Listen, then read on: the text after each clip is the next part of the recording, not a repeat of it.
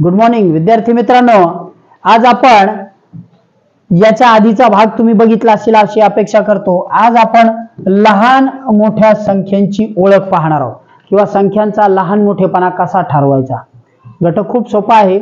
आधी छोटी उदाहरणं घेऊ आणि चिन्ह पण समजावून घेऊ कोणकोणते आहेत। गणितामधला घटक आहे, अगदी पहिली दुसरी तिसरी पासून उपयुक्त ठरेल असा आहे।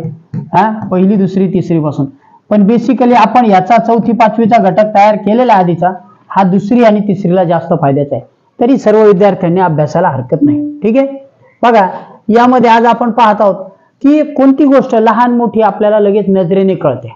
ओके, नजरेने कळते। समजा एक असं झाड काढलेलं आहे, हे एक झाड आहे आणि असं झाड आहे तसं दुसरं, तर तुम्हाला समजेल की मोठं झाड कोणतं आहे यातलं, बरोबर। कोणतं मोठं आहे ते कळेल। मग जे मोठा असेल त्याच्यासाठी काय चिन्ह वापरायचं बघा।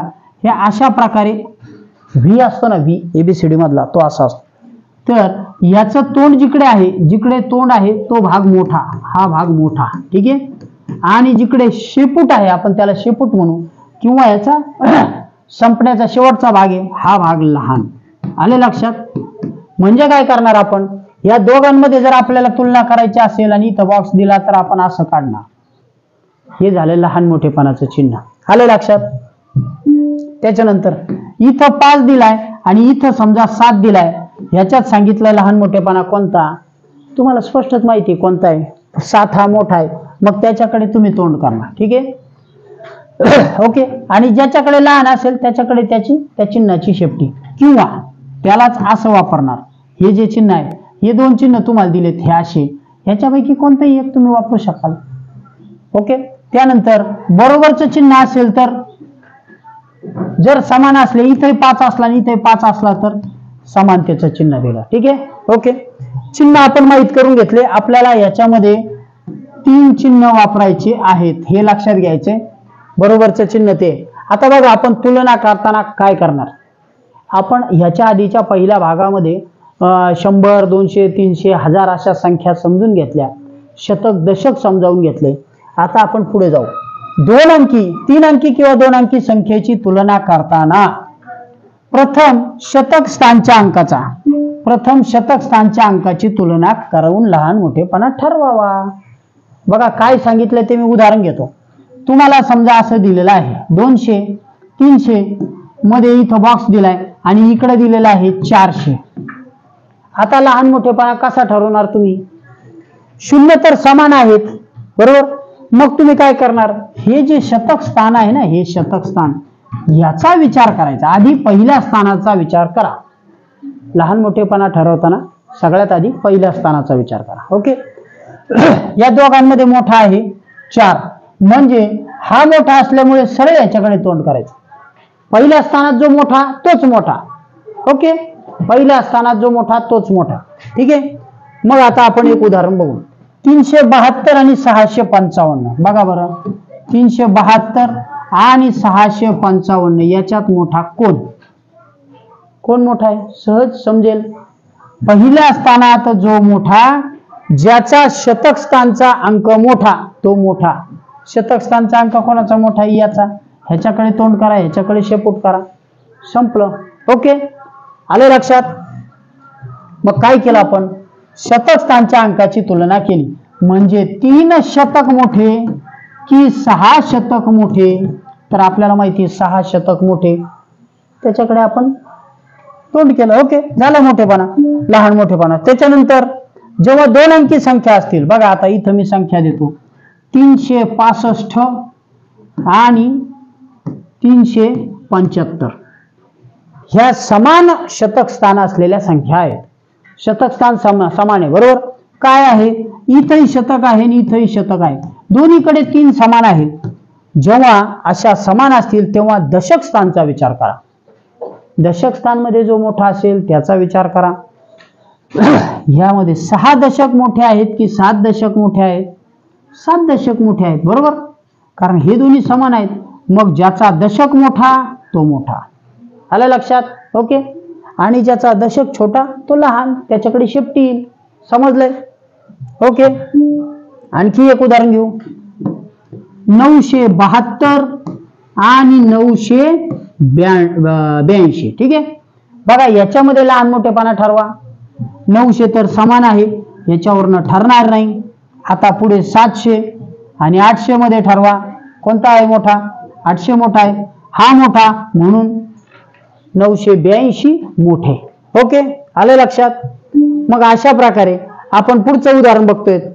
इथं बघा त्यांनी दिलंय 276 आणि 243 यांच्यात लहान मोठेपणा ठरवा. कोण मोठा येईल त्यांच्यामध्ये? 200 तर समान आहे, इथं ठरणार नाही. हे दोन्ही समान आहेत, इथं ठरणार नाही. मग इथे बघा 76 आणि 43 40 मध्ये यस 76 मोठा आहे म्हणून त्याच्याकडे तोंड करायचं. बरोबर, 276 ही संख्या मोठी. अशा प्रकारे लहान मोठेपणा ठरवायचं. त्याच्यानंतर असं दिलेलं आहे समजा 355 आणि 355, तर याच्यात कोणतं चिन्ह वापराल? समानता. समानता म्हणजे असं. बरोबर, आले लक्षात? ठीक आहे, व्हेरी गुड. घटक खूप सोपा आहे. ओके, चला आता आपण शेवटच्या संख्यांमध्ये जाऊ. इथं बघा आता 453 ही संख्या दिली आणि 457 ही संख्या दिली. आता लहान मोठेपणा कसा ठरवणार? आपण आधी बघितलं शतकावरनं ठरवला, त्याच्यानंतर दशकावरनं ठरवला, आता एककावरनं ठरवू. ठीक आहे, का बरं? इथेही 4 समान आहे, इथेही 4 समान आहे. 400 400 ठरेल का? नाही. 500 इथे 50 आहे, इथे 50 आहे, नाही. मग एककाचा विचार करा, यांच्यात कोण मोठा आहे? यांच्यात 7 मोठा आहे म्हणून इकडे तोंड करा. झाला लहान मोठेपणा. किती सोपं आहे बघा, आले लक्षात? अशा प्रकारे संख्यांचा लहान मोठेपणा ठरवता येतो. आता आपल्या समोर सराव संच आहे. ठीक आहे, घटक खूप सोपा आहे. आणि तुम्हाला जर आणखी सोपा वाटला असेल तर याचा अर्थ तुम्हाला ती संकल्पना समजली. खालील उदाहरणात रिकाम्या चौकटीत कोणते चिन्ह लिहावे? 669 आणि 696. बघा मी इथं लिहितो 669 आणि 696. लहान मोठेपणा ठरवा. सोपा आहे, हा समान आहे म्हणजे इथं ठरत नाही. मग दशकाचा विचार करा, कोण मोठा आहे? इथं जर ठरलं तर पुढे पाहायची गरजच नाही. हा मोठा आहे का? हा मोठा आहे, हा मोठा आहे म्हणून इथंच 696. ओके, आले लक्षात? पुढचा दुसरी संख्या आपण पाहत आहोत. 980 आणि 890. कोण मोठा आहे? बघा अंक समान दिसतात पण त्यांची जागा बदललेली आहे, त्याच्यावरनं खूप मोठा फरक पडतो. दशक मोठे आहेत का शतक मोठे आहेत? बघा हो, शतकच मोठे आहेत. हा शतक मोठा आहे, हा छोटा आहे म्हणून याच्याकडे शेपटी करा आणि याच्याकडे व्यवस्थित तोंड करा. हे तुम्हाला पर्यायामध्ये दिलेलं असेल ते चिन्ह लिहायचे. इथं हे येईल का? नाही. हे येईल का? नाही. हे येईल का? यस, हे पण येणार. आले लक्षात? Option number 3. ठीक आहे, चला पुढचं बघू. तिसरा पर्याय 779, 709 आणि 708 78. ठीक आहे, 779 778. बघा बरं लहान मोठेपणा. हा समान आहे, हा समान आहे, हा समान आहे, हा समान. मग आता एककाच्या घरावरनं ठरवा. यस, हा मोठा आहे. 9 मोठा म्हणून त्याच्याकडे चिन्ह. कुठे आहे चिन्ह? 1 नंबरला आहे, ऑप्शन नंबर 1. ओके, पुढचं बघू. पुढचं 5000 संख्या आहे 5309 आणि 5390. बघा बरं फरक आहे, बराच मोठा फरक आहे. ठीक आहे, 5000 समान आहेत का? हो समान आहेत, ह्याच्यावरनं ठरणार नाही. पुढच्या शतकाचा विचार करा. 3 इथेही आहे, 3 इथेही आहे, त्याच्यावरही ठरणार नाही.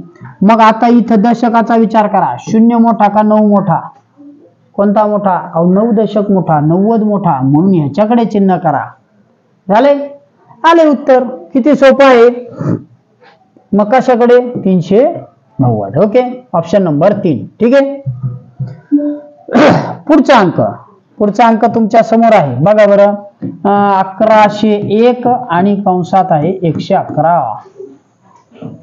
कोणतं मोठं येईल? कोणती संख्या मोठी? 1101 का? सरळ सरळ इथंच मोठी, कारण इथं हे तीनच घर आहे आणि इथं 4 घर आहे म्हणजे याच्यात हजाराचं घर वाढलंय. त्यामुळे जे घर वाढले तो मोठा म्हणून याच्याकडे चिन्ह. ओके, आता मी 2 उदाहरणं आणखी देतो. मला सांगा 5370 मोठे की 5730 मोठे, कोणते मोठे? दोन्हीमध्ये बघा 9090 मोठे की 9909 मोठे, कोणते मोठे सांगा? याच्यामध्ये कोणते मोठे आहेत? 5 समान आहेत, 3 समान आहेत का? नाही. 3 लहान आहेत आणि 7 मोठे आहेत. जो मोठा आहे त्याच्याकडे तोंड करा. ओके, त्याच्यानंतर 9090 म्हणजे मोठे की 9990 मोठे? इथं समान आहे त्याचा विचार करता येणार नाही, पण इथं मात्र शतकाच्या घरात 0 आहे आणि इथं मात्र शतकाच्या घरात 9 आहे, त्याच्यामुळे हा अंक मोठा आहे. समजले? ओके, आणखी एक उदाहरण देतो, त्याचं उत्तर तुम्ही मला खाली टाकून द्यायचंय. ठीक आहे, 1707 आणि 1770 कोणतं मोठे? ठीक आहे, ह्याच्यामध्ये कोणतं चिन्ह वापरणार? 1 नंबरला इकडं तोंड, 2 नंबरला हे, 3 नंबरला बरोबर, कोणतं वापरणार सांगा? कमेंट मध्ये उत्तर टाकायचे. ठीक आहे, घटक आवडला असेल तर लाईक करायला विसरू नका. थांबतोय. Good day, bye.